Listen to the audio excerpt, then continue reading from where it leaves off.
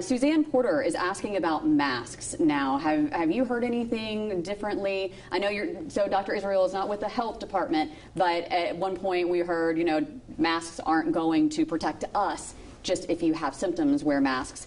In your field, have you heard anything new about that? That's still what we think. We think the people who are sick need to have masks on, and that's what we do at our office. If a person has symptoms, we give them a mask at the door, but we're not wearing masks unless we're going in a room with a patient who has a high risk of having COVID-19. Okay, and we are asking about, we're trying to separate fear versus fact. So if you have any fears, ask. That's kind of what we're doing right now. Let's see. Diane says she's watching. Thank you so much. Cindy says you're an excellent doctor. Let's see. All right.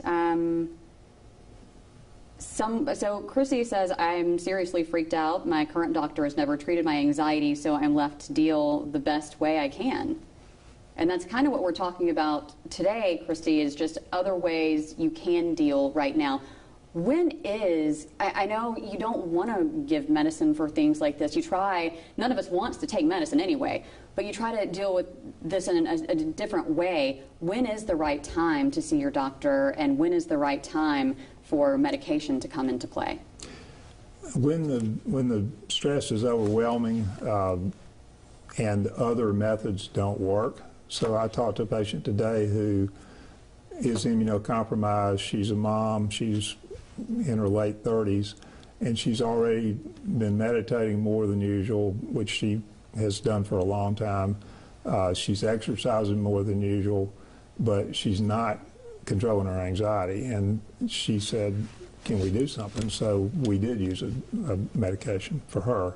But I would recommend people do those things first, the things that work. Meditation's a great outlet for stress. It works. It's kind of difficult to start meditating in the middle of a pandemic if you've never done it before, but there are a lot of great internet sites for mindfulness and mindfulness meditation. There's a bunch of apps for your cell phone that work. Headspace is a good one. So I think everybody needs to start managing their stress now so that it doesn't overwhelm them later. This is going to get worse before it gets better. And exercising, being outside as much as possible, 6 feet away, not gathering in the groups of 10 or more. So those are all things. And again, remember, there's nothing wrong with having these feelings. Oh, yeah. These are normal. I mean, I definitely have felt stressed by this. And my family has. Anybody who doesn't probably doesn't understand what's going on. And this is a time, too, if someone's feeling those feelings, they should call their doctor. They should call their doctor and call other family members. The other thing I would recommend is get some time away from your screen.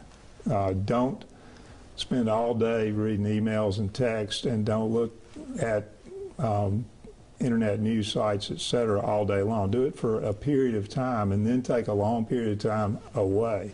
Go outside and take a walk at that time or something like that. But your cell phone, your connectivity can be a major detriment at this time. Unless you're using it for FaceTime, like we talked about. So if you want to talk to your family members not in your house and your friends and you want to stay connected, there you go. I said last night, one of the best things that happened to me yesterday was I got a FaceTime call from my son who was filming his son, who's 4 years old, taking his first bike ride, and he did it on his first try, and his brothers were riding next to him, cheering him on, and it was a fabulous 30 seconds, Yeah, you need to see that. Right. I mean, in a time where we all are a little bit anxious, well, I'll say 99% of us are a little anxious about what's going on, because as you mentioned, we've never seen anything like this in our lifetime. We're just all trying to get through this together, and that's what we have to do. We have to just unify and remember, you are not alone if you're feeling these feelings, and let's continue to stay together just the way we should. I'm Cherish Lombard. Dr. Israel, thank you so much for watching,